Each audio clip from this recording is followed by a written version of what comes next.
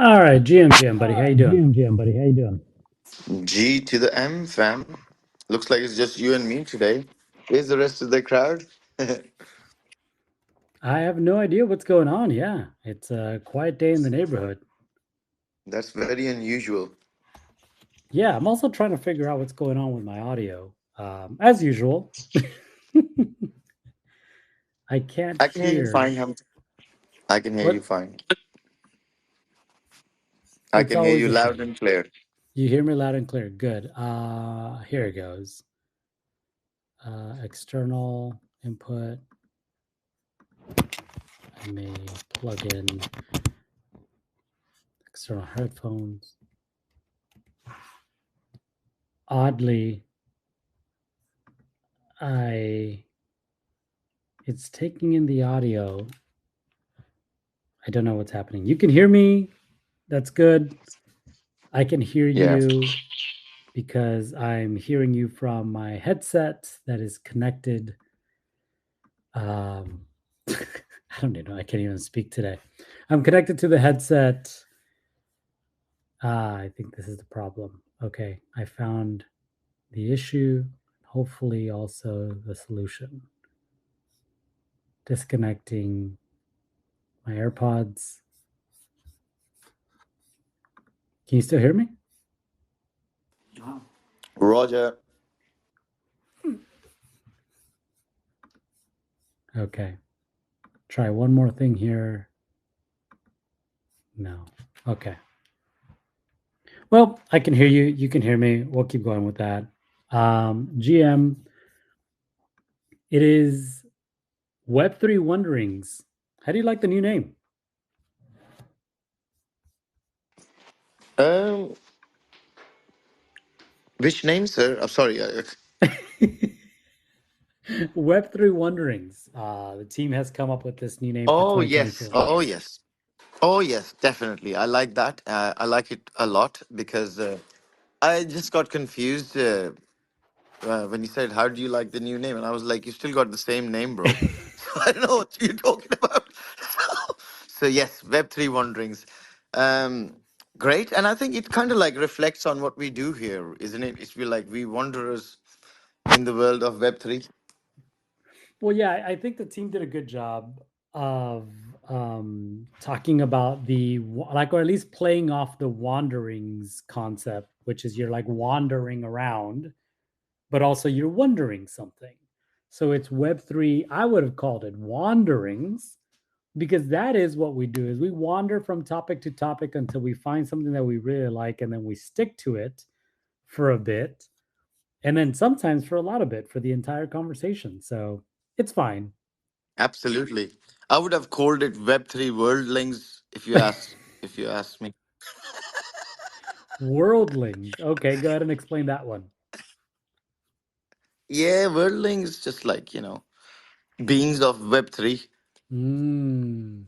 You know, the cool thing you about know. that is it allows you to create an NFT series pretty quickly. Now you're Oh like, now minting the no. first 1,000 worldlings. Oh no. And that brings us to what we are going to be talking about today, primarily because of what's happened yesterday.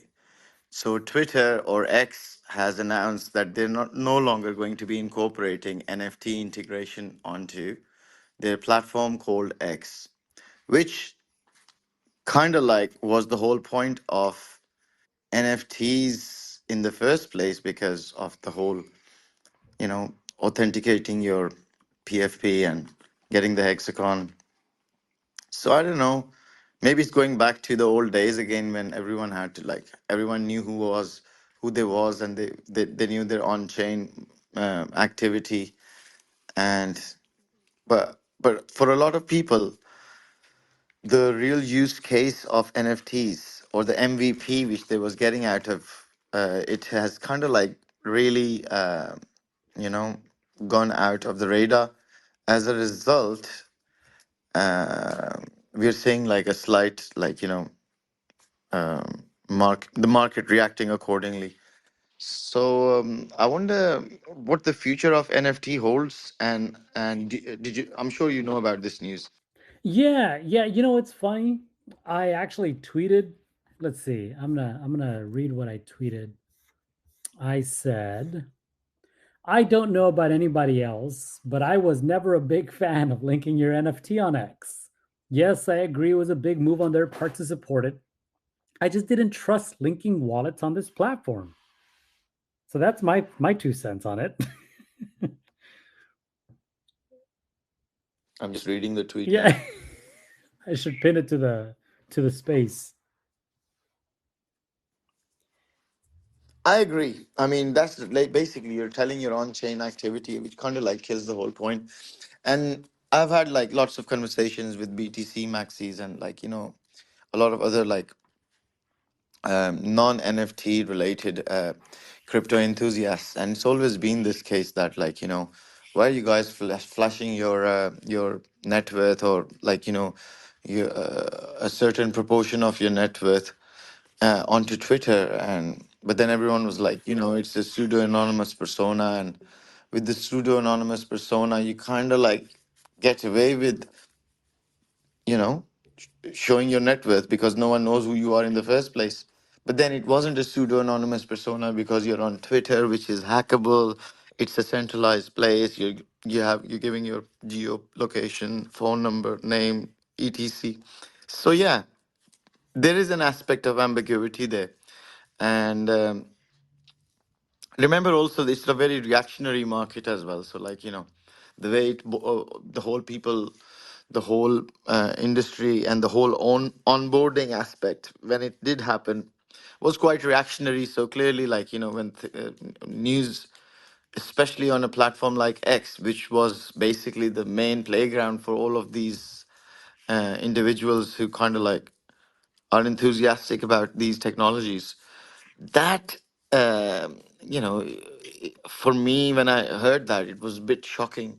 I was like, so how else are you supposed to like flex your NFTs? Mm-hmm. And also I would like you to like shed some light into how, what is the actual point of like for you, what is the provenance of NFTs in your eyes then?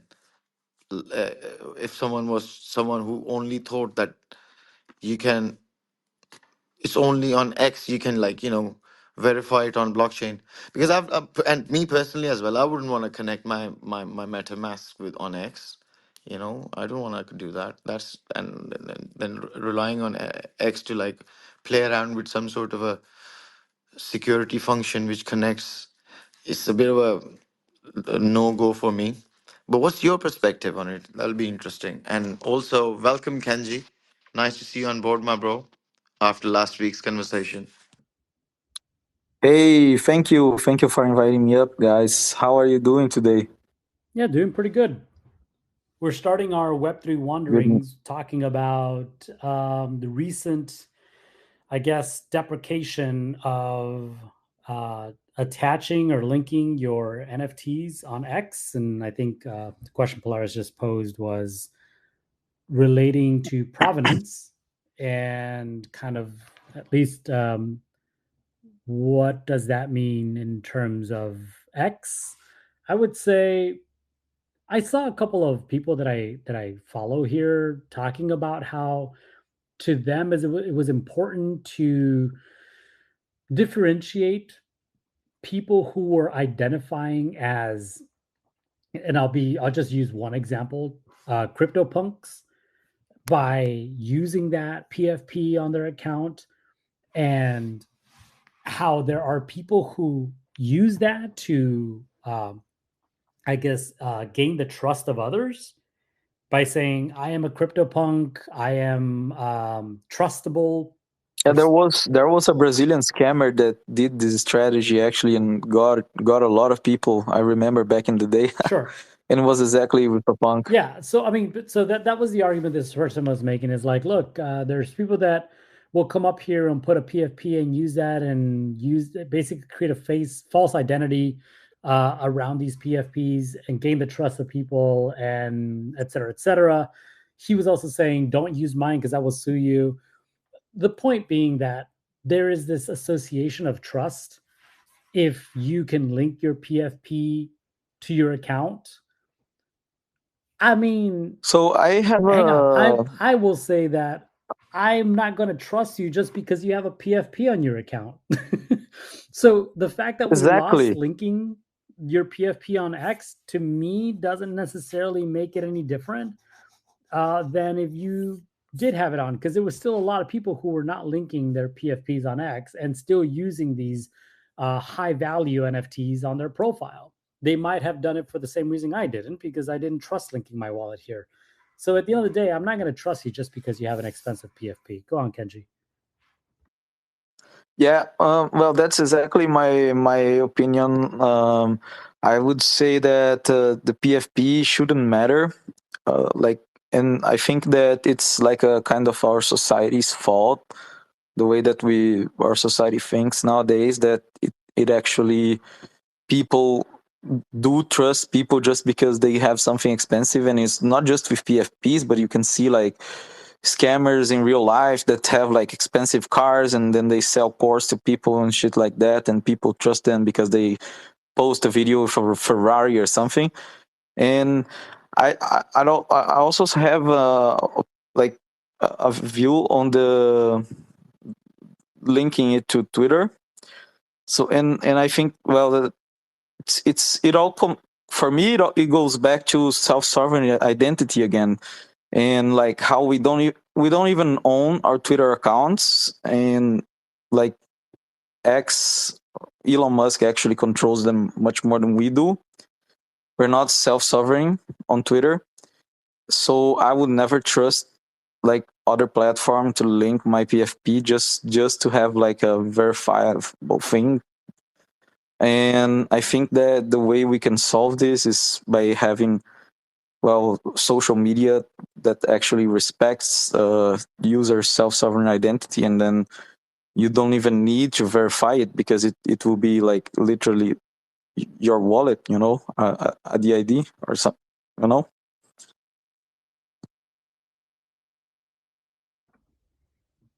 I mean, do you have any other thoughts on the matter, Polaris? Oh, you unmuted. Go Me? for it. Yeah, I do. Yeah, yeah, definitely. See, that's a very interesting point, Kenji, and I do agree. But like, but that this, I always have this question that how do we how do we justify KYC and geo uh, specific regulations when we are talking about complete decentralization? This is a question which kind of because security and security of a location or a particular country or a particular continent, that is that's paramount to all people operating within that, and the the department responsible for securing those. How are they supposed to know or secure their populations if everything is working on a decentralized web without any sort of regulatory aspects in there? And this is a question which I've been asking myself and everyone my friends, that like this is a question which needs to be answered. Or is there any solution towards we can propagate, maybe like having a future where their AI kind of like just deals with the data feeds and just creates the perfect governance? Or what are we looking at? So both of you can maybe like continue the conversation from this point.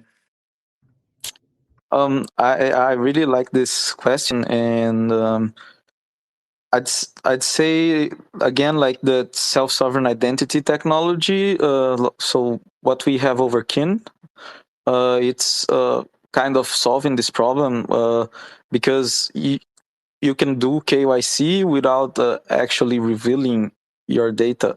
It's pretty interesting. Let's say you have, so like the European Union, it's starting with a program of digital wallets, digital identities. That will be. I'm not sure if I'm using all the correct words for it, but I think they will be verifiable credentials. And let's say you have those inside of self-sovereign identity technology like Kin, that will in the end be a wallet as well. Kin could connect to, let's say, a website that supports the platform, supports it. And let's say you need to buy alcohol. So what's the self-sovereign identity technology does is you can connect to this website, and it will prove that you have a valid ID because it will be issued by the European Union. It could prove that you are over 18 or 21 years old or wherever, but it won't show them your picture, like the name of your parents, etc. So it's a pretty interesting way to go around this. Humpty? Yeah, I mean, I agree with some of the things here that Kenji said in terms of zero knowledge KYC. What was your question specifically, though, Polaris? My question is that if everything is decentralized, then how do the agencies or the organizations which are supposed to secure a certain geolocation, how are they supposed to like secure that location when data which can potentially harm the constituents of that country or continent, you know? So these regulations are clearly there to protect the population. But if everything is decentralized, then it becomes very difficult for them to keep check. Like, for example, okay, fine, no one can see the face, but then maybe you do need to see the face to identify a culprit, and then, stuff like that. Yeah, I guess I was confusing the question with what we were talking about. I definitely think that social platforms are different from I guess government institutions and identities that are provisioned by them. Certainly, there are systems in place that could be built upon.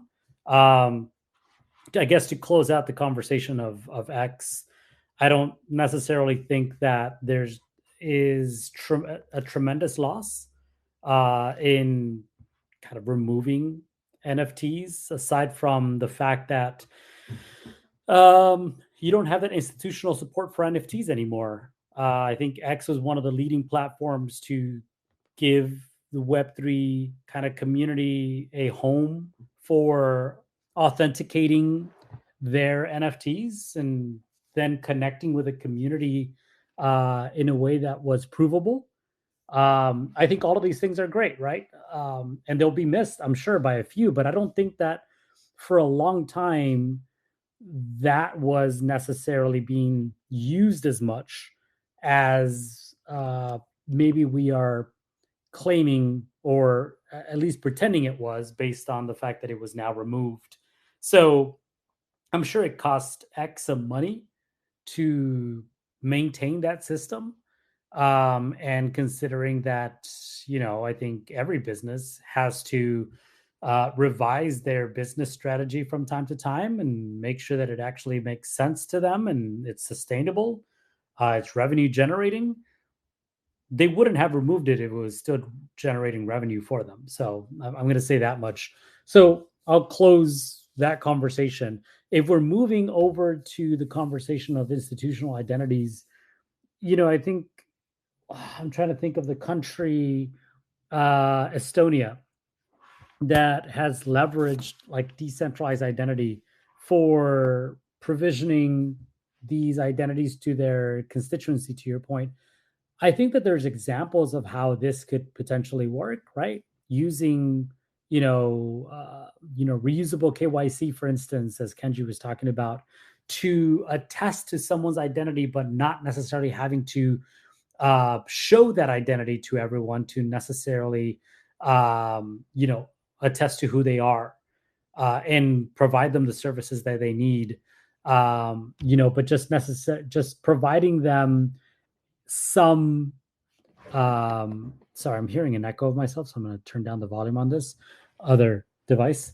But yeah, just providing them with some identifier that is reusable, that is private, that allows you to share enough information so that you can gain access to these services without, again, one of the, I guess, common anecdotes that is used for how we provide identity today, where it's not necessarily the most private and secure way of doing that, which is giving people or giving anyone who asks for it your ID, and then they have all this information that is irrelevant to the question they ask and the services being provided, which is you have my birthday, you have my home address, you have my full name, you have other personal identifiable information that is irrelevant to the services and the authentication that was required. So yeah, there's certainly ways to go about it, examples to use to see how we could go about that. But I think it's a matter of like, there's a matter of global adoption. And I think part of that global adoption also comes from a matter of validating the privacy of these systems. And I'm only going to introduce this one other topic, just or tool, I guess, to maybe continue the conversation if that's something we want to keep talking about. But you look at what is it called? The ones with the orb, WorldCoin. They introduced another way of proving your identity, which is scanning your retinal information, right? Your retina, your eyeball. And this is something that is assumed to be non-forgeable or something that is not duplicable. So you cannot make a copy of your retina to fake your identity with someone else. So if someone is able to scan your eyeball, then you're able to use that information as a way to prove your identity in the future. Um, I don't think WorldCoin is the only one doing this. You can see that on airports, at least here in the US, there's private companies like Clear that will scan your eyes, and you can use that to skip the line or security because you're able to prove that you are who you claim to be, and then kind of pass that proof, and then kind of jump ahead of the queue of other people who need to prove that through traditional methods. These are ways that I guess if a government wanted to implement as solutions for identifying individuals, constituents in their nations, they could if they wanted to. But again, they would need to prove that these are verifiable, and they would need to prove that these are private as well, because some might question where all this information is getting stored, and if it's encrypted, and if it's safe, and if it's accessible to someone on the back end. Then at that point, if it is, then it is also gameable if someone can gain access to these things on the back end. So I'll just share those things, and maybe we can have a conversation from that. If not, we can move on to the next topic of the day. Yeah, sure. Go for it, bro. I'm down for talking about any topic that you introduced, bro. Just go ahead. Well, that's what I did. If you both don't want to talk about it, we can move on to something else. But I just spent some time kind of positing some of the different ways that governments can implement KYC using different technologies. I really like that idea, and some of them are good. Some of them are like based around like intranets, which is again, which kind of like kills the whole point of decentralized storage and making sure that everything is encrypted, not hackable. So there are some issues with it, but definitely in terms of governments implementing that and using that, like in same in the United Kingdom as well, we have biometric passports, and they can verify the biometrics information with the human in front of them.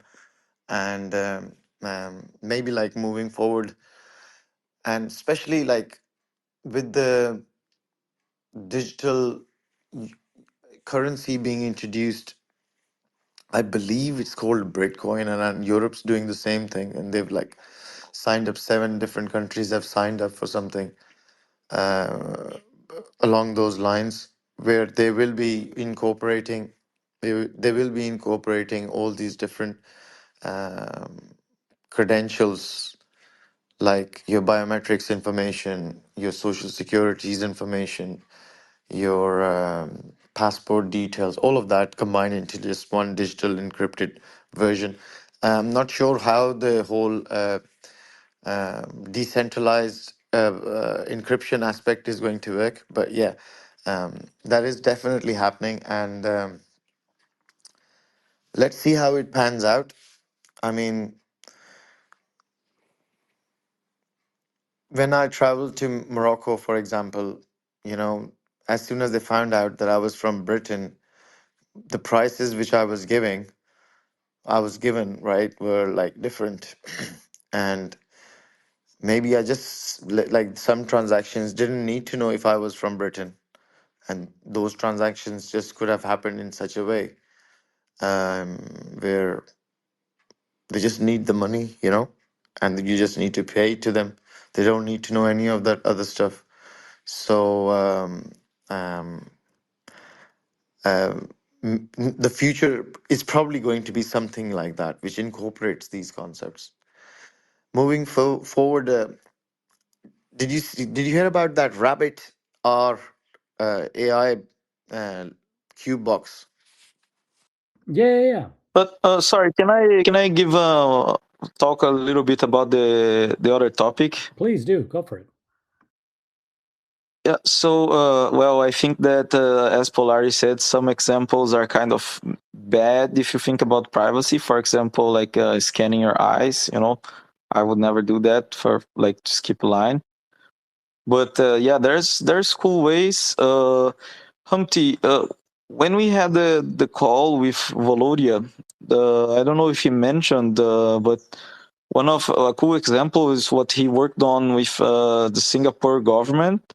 That their COVID vaccine certificates, they were verifiable credentials, digital identities. It's was pretty cool, like implement use case and like working on a centralized government. Could you repeat the exact instance? Sorry, in terms of using verifiable credentials. The Singaporean government used it to issue the COVID vaccine certificates. Yeah. I mean, there's a lot of ways to kind of, I guess, leverage decentralized identifiers and verifiable credentials to kind of prove something in a way that is private, right? I could consider like medical history, medical data being, necessitating to be private. There's a lot of laws and that are in place, that exist to ensure that. Excuse me. So, yeah, I mean, I think that's a good kind of I guess initiative, a good implementation of that, I suppose, where you have this medical data that needs to be shared with people, right? I mean, at one point, these cards, at least here in the U.S., I can't speak for the rest of the world, but here in the U.S., they were necessary to be able to gain access to flights, for instance. It was necessary to be able to go back to work, for instance. And there we needed to even show it to our medical professionals when they gave us service, whether it was to give us another vaccination or to come into a medical facility. So there was this card, this physical thing that you took everywhere, but that is something that is neither it's not good to carry around for many reasons. Obviously, there was medical information on that piece of paper. You lose that piece of paper, that medical information is available to other people to do with that what they may. There was, kind of vaccine data that you might not necessarily want to share with everyone, but that was, readily available there for people to read. So, with verifiable credentials being these private proofs, certainly is a good kind of use case. I think is a really good use case for being able to prove that you have completed something, in this case, received a vaccine, and to be able to authenticate that, so someone who wants to see that information to be able to authenticate that, um, but doing it all in a way that is privacy preserving. 100%. That is definitely it. Polaris, you were starting to introduce a new topic. You were talking about Rabbit. I think, yeah, I Yeah. saw it. That was kind of all the news a day or two ago, I believe. We were looking at what is the CES, right? Happening in Vegas. They introduced a physical artifact where you can actually, I guess, as a personal assistant, using your data to be able to uh, I don't know, do something with AI. I briefly read or saw the videos that were happening, but did you want to add something more about it?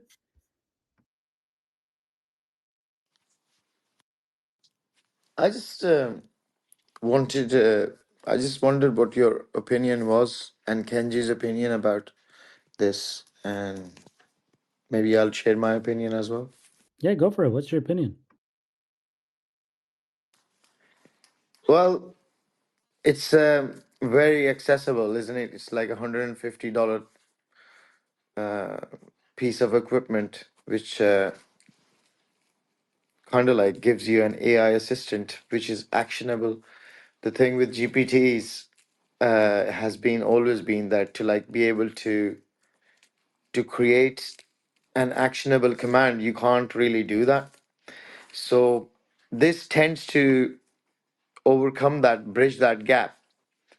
And apparently, you can create actionable commands without applications, and you can. I'm still trying to grasp the idea of how the whole thing is like, gonna pan out because it's literally got released 2 days ago, and but certainly the price tag and the whole Tamagotchi size impact, and I think you can use it offline as well, and makes I think it's like a pretty game changing moment. Yeah, I mean, if you're done there, sorry, I didn't mean to interrupt, but I would say AI has had its moment, its consumer moment. Um, Obviously, I think ChatGPT played a huge role in that, in being able to make AI accessible, where before I think it was limited to a few people who were more technical. Um, I think that one thing that, if we've learned anything from, consumer products in the past, is that um, hardware plays a very important role in accelerating kind of different markets. I think Apple is the best example of that. There's probably a few other good examples, but I would say Apple has shown how, the internet can be propagated further around the world, through these mobile devices. Sure, they're not the only one, but they certainly were one of the first to kind of facilitate these internet experiences using mobile devices to the world. Application marketplaces. There's just so much. I mean, I'm right now on my phone able to have a conversation on the internet using a social media application because of an app.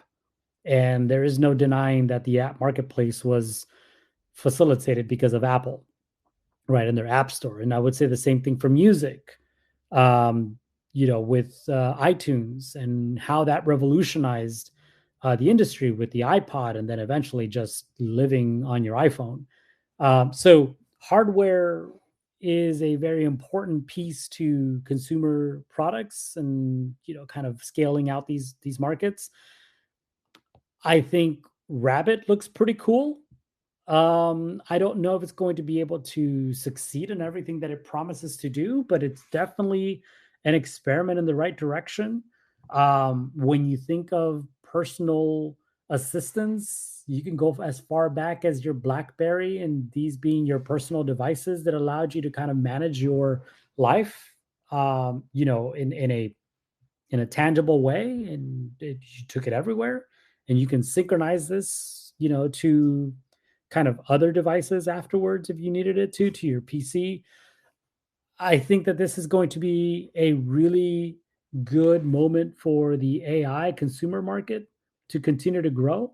I would be interested to hear, though, Kenji's point of view, because as he's here, he's a representative of Kin, and Kin themselves is developing an AI personal assistant. So it'd be interesting to hear what you think of these news, and if there is kind of any thoughts of like how hardware could potentially be leveraged, or even like decentralized identity, because I know that with Kin, and I think this is one of the reasons why Kenji supports these spaces, is because we have something in common here, and that's decentralized identity.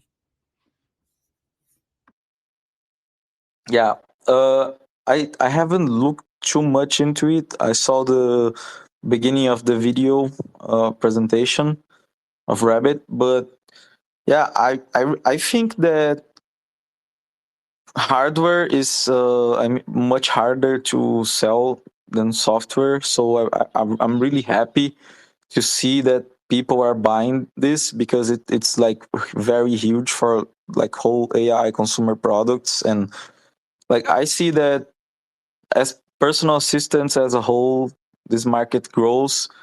It's good for Kin, and I like, even though like we're kind of competing on this field, but adoption is really important, because then other platforms will start to look into it and start to make their ways to be able to support those assistants. And I think with hardware it makes it even easier. And I don't know how it works, but let's say could you, for example, execute Kin on a Rabbit device and then have it in there as well? I'm not sure if that's possible actually.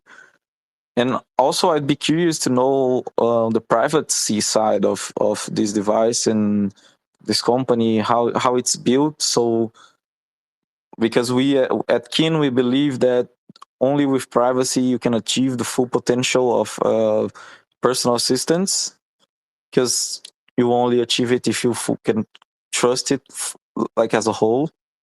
So I don't know how it is on Rabbit, but I'm really curious to find out a little bit more about it, and I need to do a little bit more research on it actually. Yeah, I don't particularly know the, I guess, specifics of it. I know that what I read at least was that for $199, you received this device that would basically allow you to, I guess, do some sort of like AI powered personal assistant tasks. And I believe, from what I understood, that $199 was a one time payment to be able to continue to use this service. One of the critiques that I remember reading was that $199 was not enough to, kind of power this type of demand. Uh, but I mean, it's a startup. So for anybody who thinks that they need to be making a profit at this point, doesn't know how startups works. I think at this point, what they need is they need visibility, and this certainly gave them that. They need to kind of secure a base group of users that's going to be basically using the product. And at this point, people have paid $200 to use that product. Um, from what I'm reading right now, I just pulled up an article. I believe it's dated today. No, it's dated yesterday, that they sold out 10,000 units in one day. So, you can think of that any way you wish, but any way you cut it, they just secured almost $2 million in one day for these devices. And that's basically, for a startup, a pretty nice little runway and proof of concept. And now they really will, I'm sure, start churning some of that investor money to continue developing the product. In terms of where or how you secure that data, that's, I have not read anything about that. So definitely when you think about storage and what data it is that you're sharing with it, something to be considerate of. I always tell people is like, just be careful with who and what data you share, because once they have that, it's going to be very difficult for them to basically let go of that data or delete that data. 100%. And oh, sorry, go ahead, bro.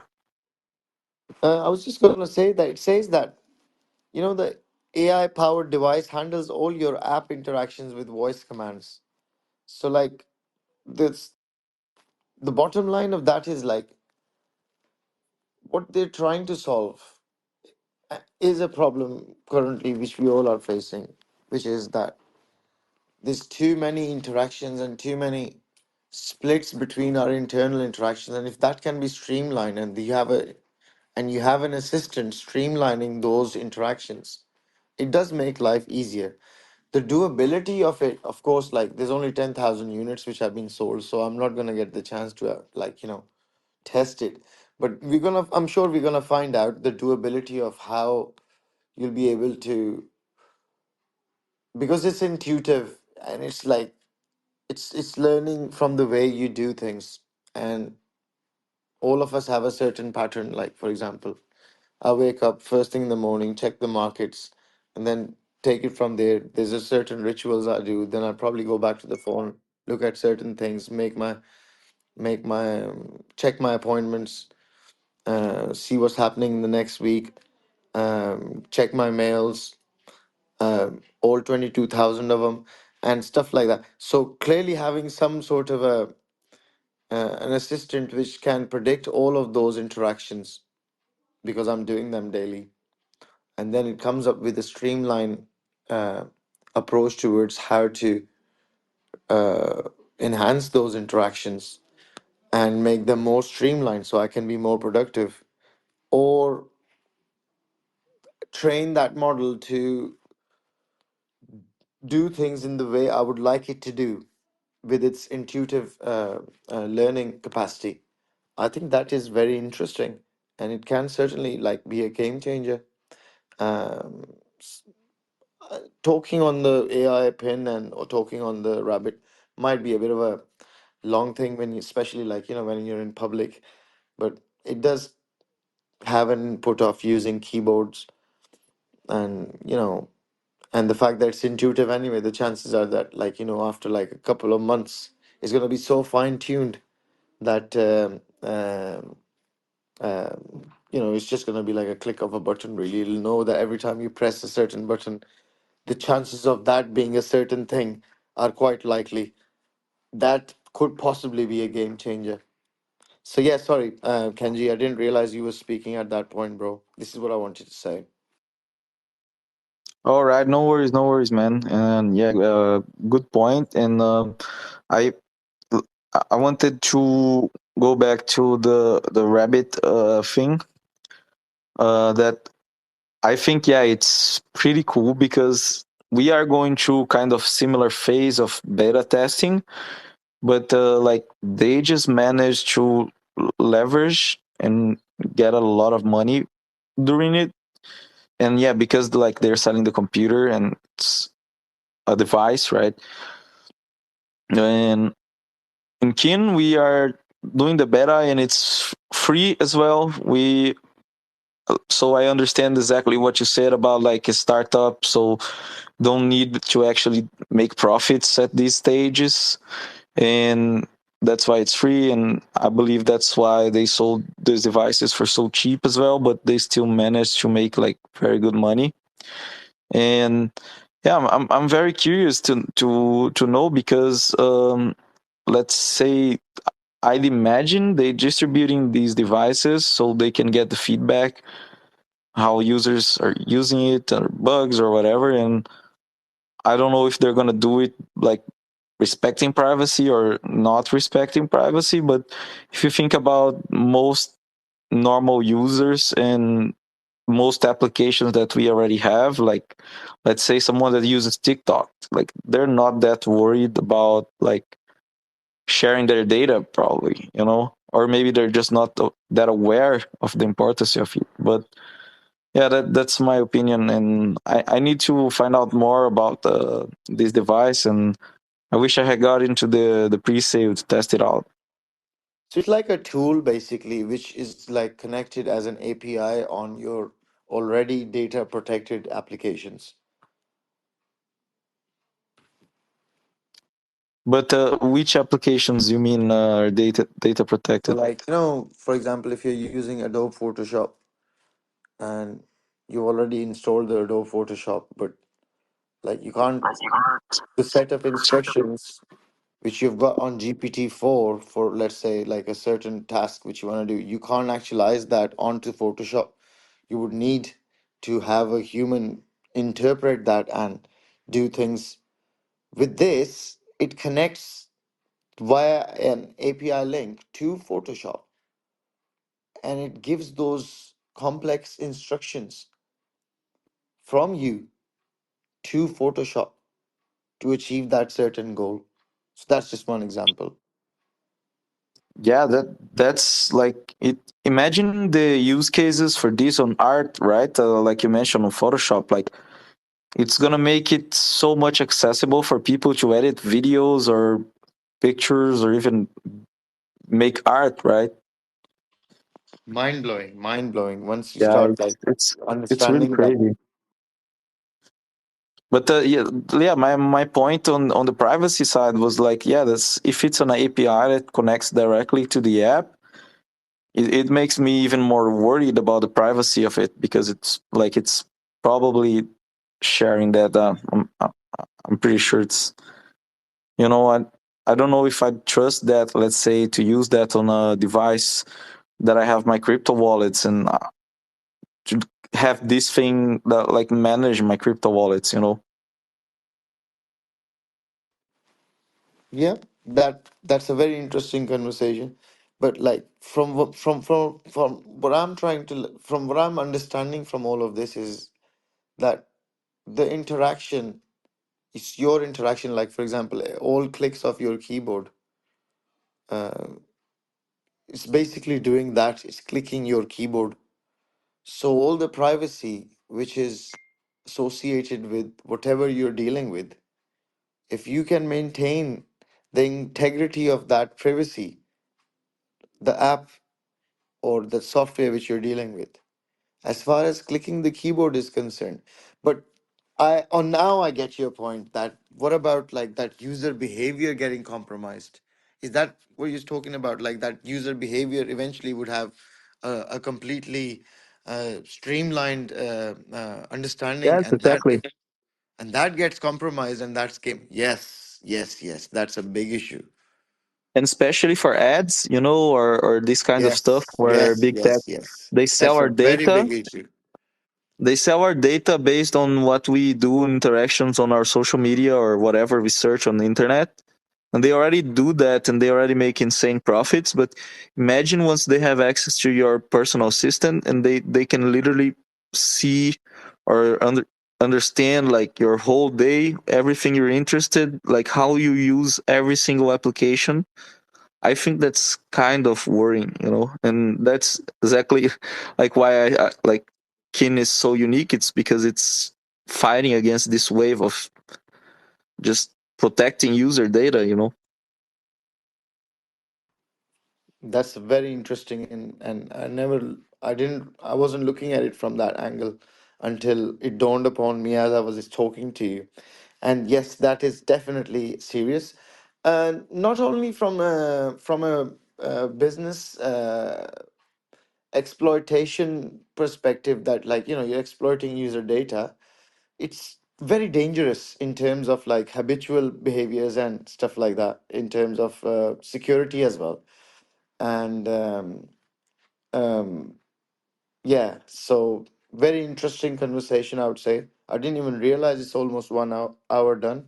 Humpty, have you got anything to say about this, bro? No, I appreciate you and Kenji kind of running some of the conversation. I think Kenji, you bring in wonderful insights. I think this is actually quite interesting because the conversation revolved around decentralized identity and AI, which we've had this conversation before. This is not new.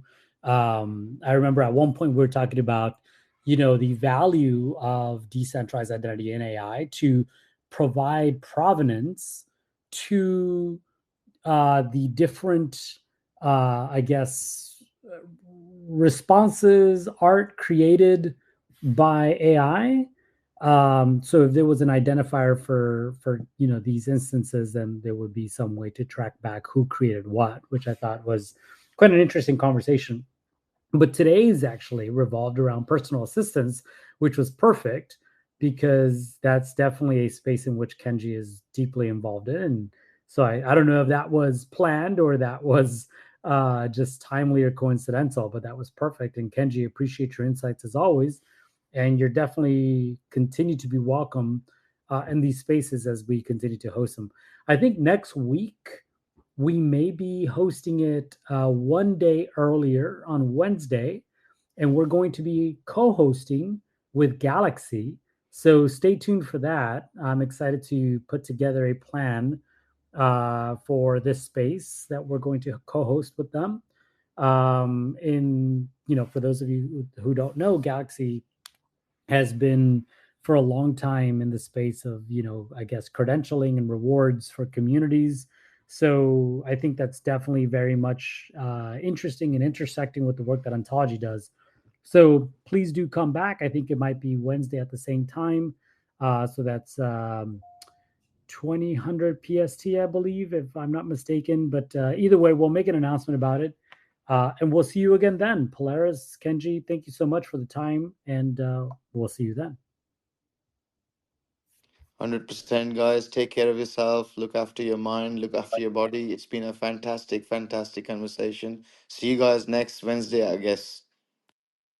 Thank you, guys. And yeah, I think since we were talking about Rabbit, which is a personal assistant, and I'm here, I'm so passionate about the kin that I couldn't stop myself. But it's really cool, and I'll try to be here next week as well. I'll be back in Portugal, just full work mode, so I'll make my best to be around. And thank you guys for hosting and for having me up. And Polaris, Humpty, very very good spaces. I didn't even see the time pass.